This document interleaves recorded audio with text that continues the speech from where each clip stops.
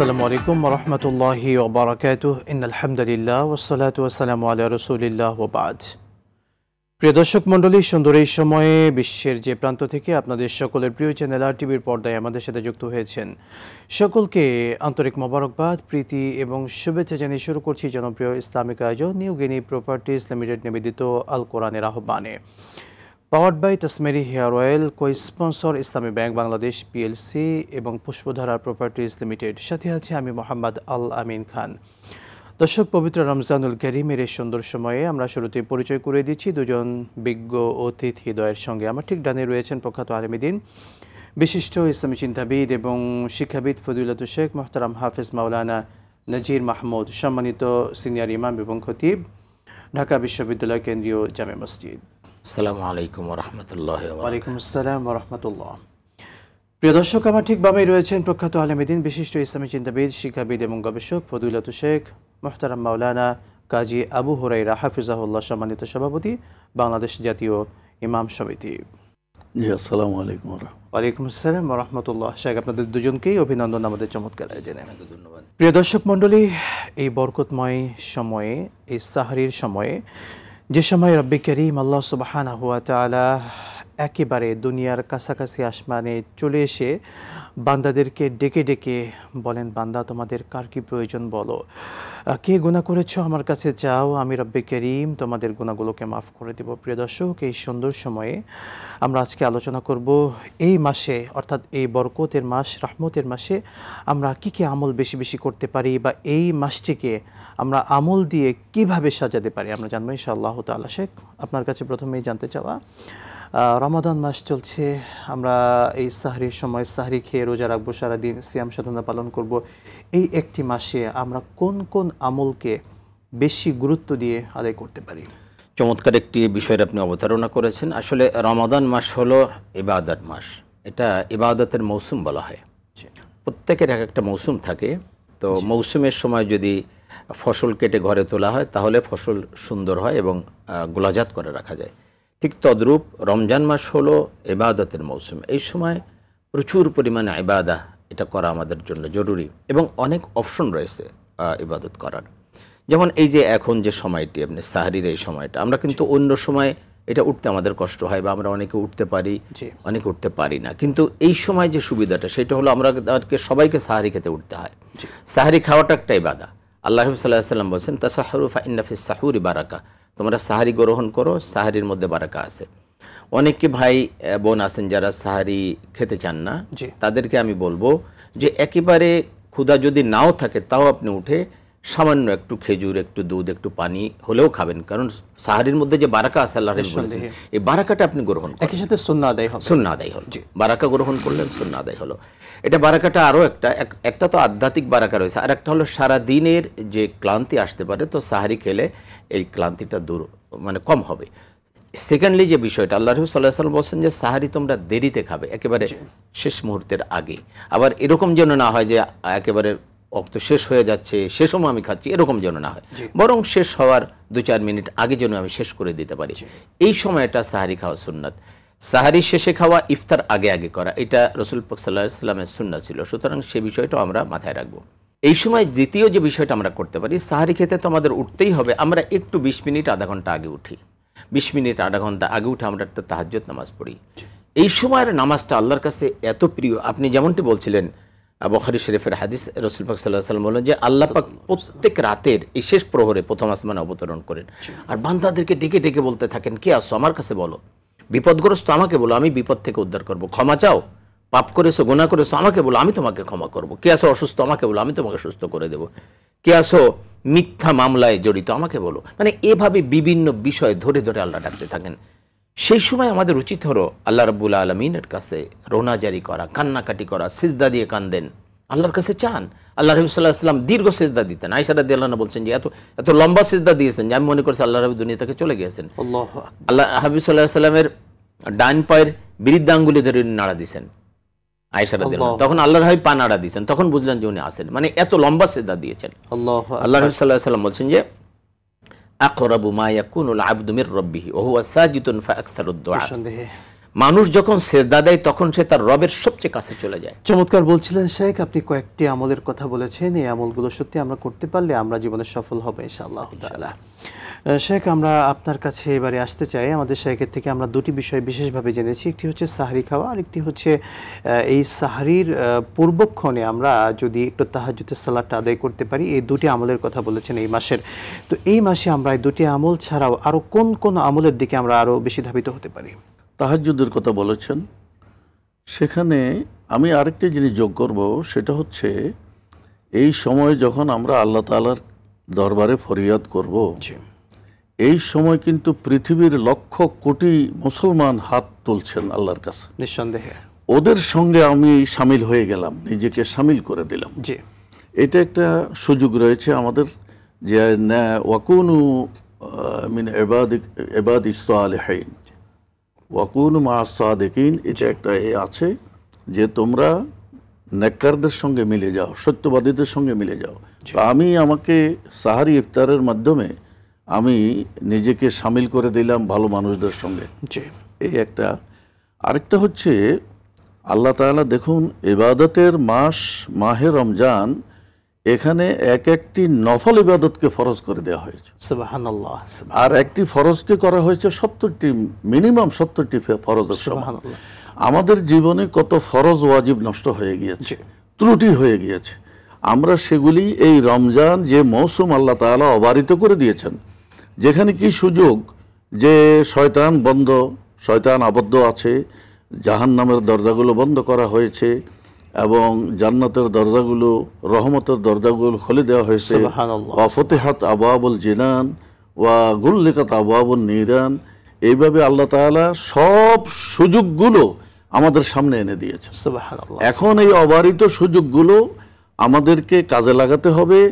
আমরা গতানুগতিক রোজা রাখবো, গতানুগতিক ইবাদত করব, নাকি আমার জীবনের পঞ্জীভূত যত পাপরাশি আল্লাহ তাআলা যে একটা রমজান দিয়ে আমাকে মান কানা মান সামা রমাদান ঈমানা ওয়া ইহতিসাবান গুফিরা লাহু মা তাকাদ্দামা মিন যামবি। সুবহানাল্লাহ।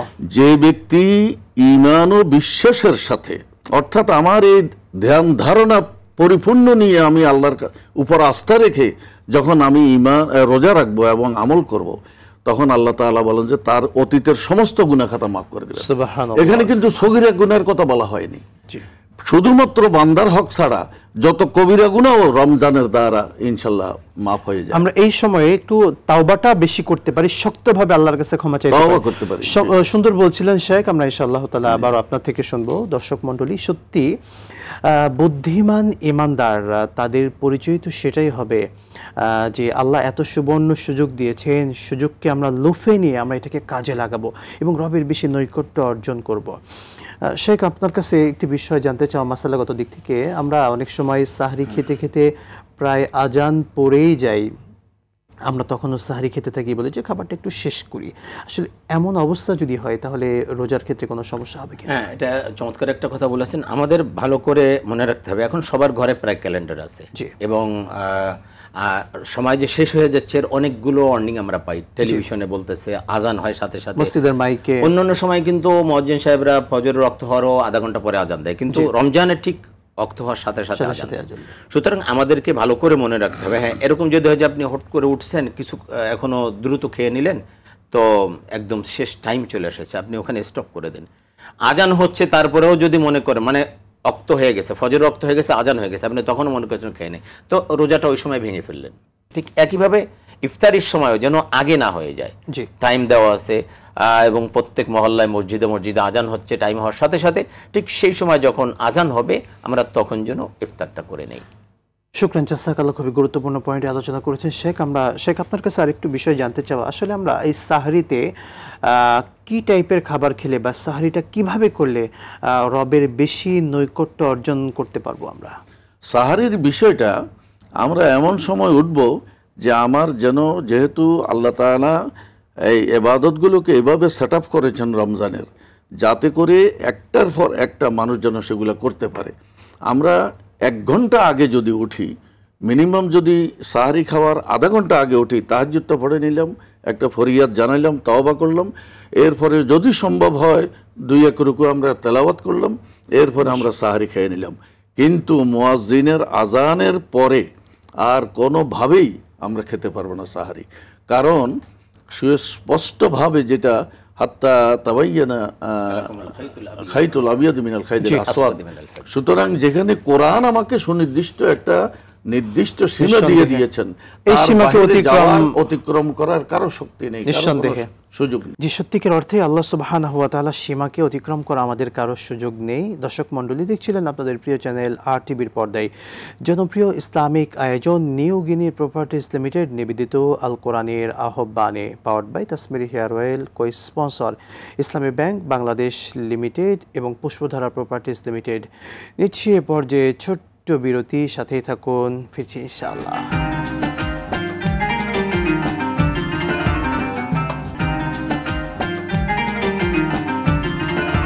বিরতির পর আরও একবার স্বাগত জানাচ্ছি আপনাদের প্রিয় চ্যানেল RTVর পর্দায় জনপ্রিয় ইসলামিক আয়োজন নিউ গিনি প্রপার্টিজ লিমিটেড নিবেদিত আল কোরআনের আহ্বানে, powered by Tasmeri hair oil এবং co sponsor Islami Bank Bangladesh PLC এবং পুষ্পধারা প্রপার্টিজ লিমিটেড।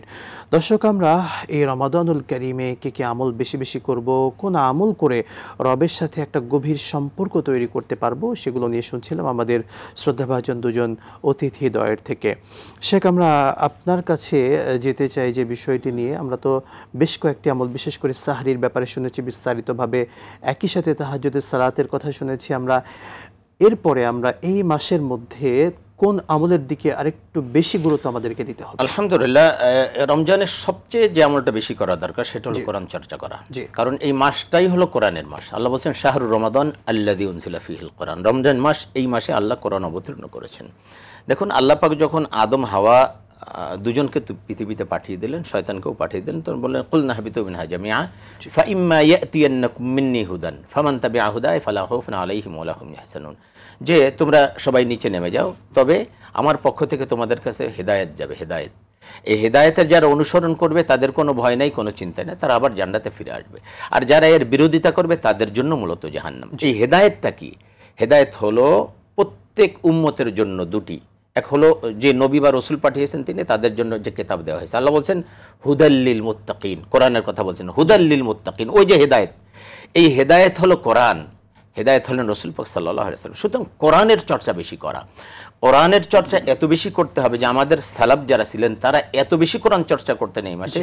ইমাম আবু হানিফা রাহমাতুল্লাহ আলাইহির কথা শোনা যায় তিনি এই মাসে 61 খতম কোরআন তেলাওয়াত, দিনে 1 খতম, রাতে 1 খতম, তারাবিতে 1 খতম। ইমাম শাফি রাহমাতুল্লাহ আলাইহি এর ব্যাপারে জানা যায় যে উনি 2 দিনে তারাবি, মানে নামাজের মধ্যে 2 দিনে 1 খতম পড়তেন, আল্লাহু আকবার, 15 পারা পড়তেন কিয়ামুল লাইলের মধ্যে। এভাবে আমরা যদি দেখি আমাদের আকাবেরদের আমলটা কি ছিল, কোরআন চর্চা। ইমাম মালিক রহমতুল্লাহ আলাইহি মদিনা মসজিদে নববীতে তিনি হাদিস পড়াতেন, কিন্তু রমজান মাস আসলে তিনি হাদিসের দর্শ বন্ধ করে দিতেন। কোজে না, রমজান মাসে কোনো হাদিস পড়ানো হবে, শুধু কোরআন তেলাওয়াত। কোরআন পড়তেন, কোরআন রিসার্চ করতেন, রোনাং গবেষণা করতেন, যে কোরআনের সাথে সম্পর্ক তৈরি করা। সুতরাং আমাদের এই কোরআনের সাথে মহাব্বত তৈরি করা, কোরআন পড়া, কোরআন বোঝা। ভয়াবহ একটা কথা আল্লাহ কোরআনে বলেছেন, অকাল রসুল ইয়া রব্বি ইন্না কওমি ইত্তাখাযু হাযাল কোরআনা মাহজুরা। এটা সূরা ফুরকানের মধ্যে আল্লাহ বলছেন যে কিয়ামতের ময়দানে রাসূল পাক সাল্লাল্লাহু আলাইহি ওয়াসাল্লাম মানুষের মুক্তির জন্য পাগলের মতো ছুটতে থাকবেন, কিন্তু এক শ্রেণীর মানুষের জন্য তিনি আল্লাহর কাছে নালিশ করবেন, বলবেন অকাল রসুল, রসুল বলবেন ইয়া রব্বি ইন্না কওমি ইত্তাখাযু হাযাল কোরআনা মাহজুরা। আমার এই জাতি, এরা কোরআন ছেড়ে দিয়েছিল, কোরআন ছেড়ে দিয়েছিল। ইমাম ইবনে তাইমিয়া বলছেন কোরআন ছেড়ে দেওয়ার অর্থ কি? যারা কোরআন তেলাওয়াত করে না তারা কোরআন ছেড়ে দিয়েছে, যারা কোরআনের অর্থ বুঝতে চায় না তারা কোরআন ছেড়ে দিয়েছে, যারা কোরআনের উপর আমল করে না তারাও কোরআন ছেড়ে দিয়েছে। সুতরাং এই 3 শ্রেণীর মানুষের বিরুদ্ধে এই অভিযোগ তোলা হবে। সুতরাং আসুন এই কোরআনের মাসে আমরা নিজেদেরকে কোরআনময় করে তুলি, কোরআনের আলোয় নিজেকে আলোকিত করতে, সে তৌফিক দান করুন, আমিন। শেখ, আপনার কাছে জানতে চাও, আসলে কোরআনের সাথে যারা সংস্পর্শে এসেছিলেন সাহাবা আজমাইনগণ, আল্লাহ সুবহানাহু ওয়া তাআলা তাদেরকে কিভাবে সম্মানিত করেছেন যদি আমাদের দর্শকদেরকে জানাতেন, হয়তো আমাদের মধ্যে এই উৎসাহটা কাজ করতো আর কোরআন শেখার জন্য। আমাদের কোনো ইবাদত হাসরের ময়দানে কিন্তু অস্তিত্ব নিয়ে একটা বডি আকারে আল্লাহ তাআলার কাছে সুপারিশ করতে যাবে না, শুধুমাত্র কোরআন এবং রমজান, সিয়াম এবং কোরআন, এই দুটো গিয়ে আল্লাহ তাআলার সামনে গিয়ে বলবে। দিনের বেলায় সিয়াম যে আমরা করেছি, সিয়াম বলবে আমি খুদ ফিফাসায় কষ্ট দিয়ে আপনার এই বান্দাকে কষ্ট দিয়েছি, সে রোজার হক আদায় করেছে, আমি আপনার কাছে সুপারিশ করতে এসেছি, আপনার এই বান্দাকে জাহান্নামে দিবেন না। সুবহানাল্লাহ। আল্লাহ তাআলা তখন এই কথা বলার পাশাপাশি সঙ্গে সঙ্গে কোরআন একটা অস্তিত্ব হয়ে দাঁড়িয়ে যাবে যে আমার একটা সুপারিশ আছে এই বান্দার ব্যাপারে। আমার সুপারিশ হলো, এই রমজান যে বলল সারা দিন তাকে কষ্ট দিয়েছে, কিন্তু আমি রাত্রিবেলায় সে বিশ্রাম নেওয়ার কথা, কিন্তু সে বিশ্রাম নেয়নি। সে আমাকে চর্চা করেছে, অর্থাৎ এই দাঁড়িয়ে দাঁড়িয়ে সে কোরআন শরীফ শুনেছে, নামাজ আদায় করেছে কোরআন শরীফ সহ, এবং কোরআন খতম করেছে, কোরআন তেলাওয়াত করেছে, কোরআন ধারণ করেছে, কোরআন বুঝেছে, কোরআনের যা হক ছিল সেগুলি সে পূরণ করার চেষ্টা করেছে। সুতরাং আমার সুপারিশটা এই বান্দার ব্যাপারে গ্রহণ করুন। আল্লাহ তাআলা বলবেন যে আল্লাহ তাআলা বলবেন যে দুইজনের সুপারিশ আমি কবুল করে এই বান্দাকে আমি জান্নাতে দিয়ে দিলাম। হযরত আলী রাদিয়াল্লাহু আনহু বলেছেন যে উম্মতে মুহাম্মাদীকে যদি কয়েকটা জিনিস না দেয়া হতো তাহলে তাদের মুক্তির আর কোনো উপায় ছিল না। একটা হচ্ছে রমজান, আরেকটা হলো জুমা, আরেকটা হলো সূরা ইখলাস। এই ধরনের কয়েকটা জিনিস দেওয়াতে উম্মতে মুহাম্মাদীর নাজাতের একটা পথ আল্লাহ তাআলা তৈরি করে রেখেছেন। সুবহানাল্লাহ। সত্যি আমরা সেই নাজাত চাই, সেই মুক্তি চাই, সেই ক্ষমা চাই, সেই দয়া রহমত চাই, সেই বরকত চাই দর্শক। আর সেই মাসটি হলো এই রমাদান মাস। আমরা আমাদের সম্মানিত শায়েখের কাছ থেকে জানতে চাওয়া, এই মাস তো আমরা পেয়েছি, আমরা আমল দিয়ে আমরা সাজাবো সত্যিকার অর্থে মাসটিকে। ইফতারের ব্যাপারে যদি আমাদের দর্শকদেরকে একটু বলতেন। স্যার, যেটা বলছিলেন যে রহমত, মাগফিরাত, নাজাত, রমজান আসলে এসেছে কেন? রমজান এসেছে তাকওয়া যেন আমরা অবলম্বন করছি। তাকওয়া আপনি জানেন ওয়াকায়াতুন থেকে, ওয়াকায়াতুন বেঁচে থাকা। কিসের থেকে বেঁচে থাকা? সাওমুন শব্দের অর্থ হলো বিরত থাকা, তাই না? পরিত্যাগ করা বা বিরত থাকা। আপনি দেখেন শুধুমাত্র সবে সাদেক থেকে নিয়ে সূর্যাস্ত পর্যন্ত খানা পিনা পরিহার করা, স্ত্রী সম্ভোগ থেকে দূরে থাকে, এইটার নাম আসলে রোজা নয়, সিয়াম নয়। সিয়াম এর সাথে আরও একটা জিনিস আছে, পানাহার, কামাচার এবং পাপাচার থেকে, সমস্ত রকম পাপাচার থেকে দূরে থাকা, এটার নাম হলো সিয়াম। শুধুমাত্র পানাহার আর কামাচার থেকে দূরে থাকা, এটা আসলে রোজার যে মাকাসাদ, রোজার যে উদ্দেশ্য, সেটা সাধিত হবে না। হয়তো ফরজিয়াত কিছুটা আদায় হলো, কিন্তু রোজার মূল মাকসাদ হলো আপনি যেন পাপ থেকে দূরে থাকতে পারেন। আল্লাহ পাক একজন মানুষকে মুত্তাকি বানাতে চান। মুত্তাকিদের জন্য জান্নাত প্রস্তুত করা হয়েছে। আল্লাহ বলছেন ওয়াইদাতুল মুত্তাকিন, আমি মুত্তাকিদের জন্য জান্নাত প্রস্তুত করেছি। আর রোজা এসেছে আপনাকে আমাকে মুত্তাকি বানানোর জন্য। তার মানে আল্লাহ এই সিয়াম সাধনার মাধ্যমে আপনাকে আমাকে জান্নাতি বানাতে চান। এই এক মাস যথেষ্ট।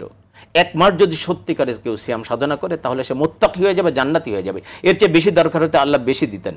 তো আল্লাহ পাক ভালো করে জানেন যে এক মাস যদি সিয়াম সাধনা করে এই বান্দা জান্নাতি হয়ে যাবে। কিন্তু দুঃখের বিষয় হলো আমরা সিয়ামকে সেইভাবে সেলিব্রেট করতে পারি না যেভাবে করা দরকার ছিল। মানে আমার তো দুনিয়ার খেয়াল থাকা কথা না, আমার তো ইবাদতে মশগুল হয়ে যাওয়ার কথা এই রমজান মাসে।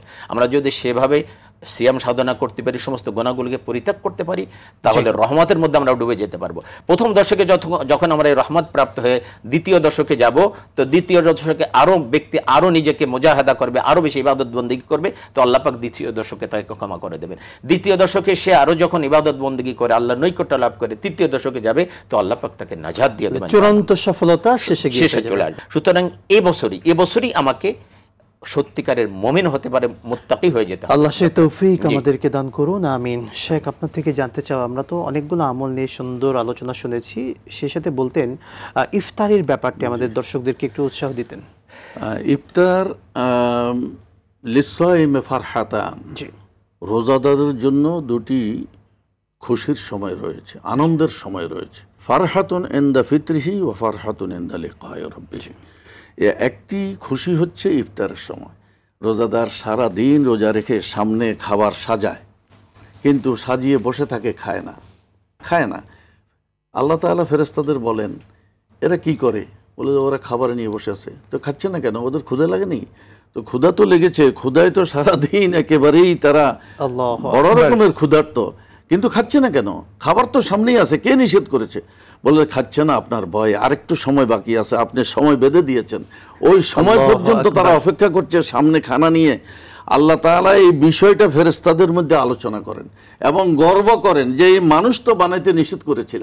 দেখুন আমার বান্দাদের মধ্যে এমন বান্দাও আছে যে সারা দিন কষ্টে, পেটের ক্ষুধায়, পিপাসায় মরে, কিন্তু সামনে খাবার আছে, খায় না, আমার ভয়ে খায় না। তো তোমরাই বলো এদের সাথে কি ব্যবহার করা উচিত? বলে আল্লাহ তাআলা আপনি ভালো জানেন। তোমরা সাক্ষী থাকো, আমার যে বান্দারা এই ইফতারের সময় এই খুশির মুহূর্তে তারা খুশি হতে চেয়েছে, তাদের খুশি আমি করে দেব, আমি তাদেরকে জান্নাত দিয়ে দিলাম। সুবহানাল্লাহ, সুবহানাল্লাহ। এরপরে আসেন যে ব্যক্তি রোজা রাখলো কিন্তু তার চরিত্রের কোনো পরিবর্তন হয়নি, আমল আখলাকের কোনো পরিবর্তন হয়নি, ওজনে কম দেওয়া, মানুষকে ঠগানো, ভেজাল দেয়া, মানুষের শরীর খারাপ করা, দাম বাড়িয়ে দেওয়া এবং মিথ্যা কথা বলা এবং নানা রকমের চিন্তা, খারাপ চিন্তা, মানুষকে হিংসা বিদ্বেষ, মানুষের ক্ষতি করার চিন্তা করা, এদের শুধু কষ্ট করা, এই পিপাসার্থ হয়ে আর খাদ্যের কষ্ট করাই শুধু তাদের কাজ, আর আল্লাহর জন্য এই ধরনের কোনো ইবাদত বা কোনো সওয়াব আল্লাহর কাছে তাদের জমা হয়নি, আল্লাহর কোনো প্রয়োজন নেই এমন রোজার। দর্শক, দেখছিলেন আপনাদের প্রিয় চ্যানেল আর টিভির পর্দায় জনপ্রিয় ইসলামিক আয়োজন নিউ গিনি প্রপার্টিজ লিমিটেড নিবেদিত আল কোরআনের আহ্বানে, powered by Tasmeri hair oil, cosponsor Islami Bank Bangladesh PLC এবং পুষ্পধারা প্রপার্টিজ লিমিটেড। বিদায় নিচ্ছি, দেখা হবে আবারও। আসসালামু আলাইকুম ওয়া রাহমাতুল্লাহি ওয়া বারাকাতুহু।